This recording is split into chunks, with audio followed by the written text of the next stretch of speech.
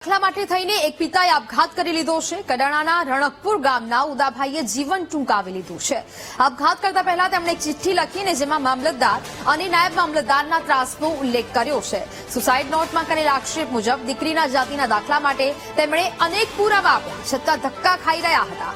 અંગ્રેજીમાં જાતિનો દાખલો મેળવવા માટે અરજી પણ કરી હતી। પુત્રીને દાખલો ન મળતા અંતિમ પગલું ભરતા હોવાનો સુસાઇડ નોટમાં ઉલ્લેખ કરવામાં આવ્યો છે।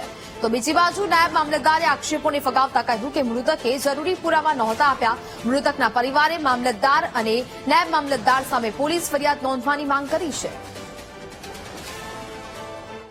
દાખલો ના આપવાથી, વારંવાર ધક્કા કરવાથી, પૂર્તતાઓ પૂરી કરી આ વસ્તુ લાવો, આ લાવો, કાલે કે આ પુરાવો લાવો, જન્મના દાખલા લાવો, શાળાના વયપત્રક લાવો, બધાના તો બધા અભણ હોય ક્યાંથી લાવવાના? જન્મ તારીખો ના મળે જૂના રજીસ્ટરમાં 100 વર્ષ પહેલાની। એટલે મને કીધું કે આપણે આ છોકરીની નોકરી કરે તો નોટિસ મળી છે કે 10 દાડોની અંદર આ દાખલો ઇંગ્લિશમાં નહીં આપશો તો ફોજદારી ગુનો દાખલ થશે એવી રજૂઆત કરી। એટલે મેં વારંવાર, હું પણ જોડે છું અને વારંવાર મામલતદાર સાહેબને જે મોજું તે રજૂ કર્યું। તલવાડા અને રણકપુર 2 ગામોના પેઢીનો મેં જોઈન્ટ કર્યો।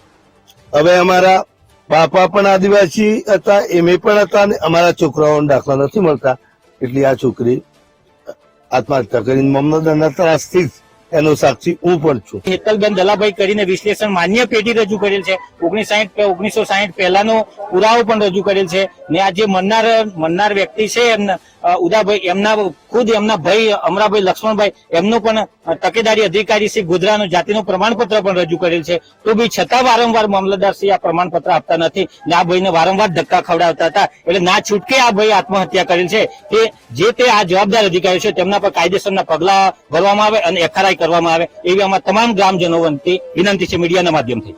આવ્યા અને જે પુરાવા મંગાવ્યા એ પુરાવા એવો ના લાવી અને બીજા પુરાવા લાવ્યા। એટલા માટે સાહેબે અથવા અમે પણ એમને કીધું કે આટલા પુરાવા રજૂ કરો તો તમે આમાં પોઝિટિવ કે નેગેટિવની વાત નથી થઈ, આમાં તમે આટલા પુરાવા રજૂ કરો એટલે આપણે એને દાખલો ઇસ્યુ કરી શકીએ। અને વધુમાં એક એવી મેટર થઈ છે કે આ જાતિનો દાખલો એમને ગુજરાતીમાં ઇસ્યુ થયેલો છે એવું કે છે, પરંતુ ગુજરાતી દાખલો જે છે એ અરજદારશ્રીએ અથવા તો એમના વાલીશ્રીએ આ ફાઇલમાં રજૂ કરેલું નથી। અને અમારી પર જે અમને જે કહી રહ્યા છે કે ગુજરાતીનો દાખલો અહીંયા સાથે એટેચ કર્યો છે અને ત્યારબાદ ઇંગ્લિશનો દાખલો મેળવવા માટે અરજી કરી છે, પરંતુ અમારે ત્યાં આ જે ફાઇલ છે એમાં ગુજરાતીનો દાખલો ઇસ્યુ થયેલો નથી।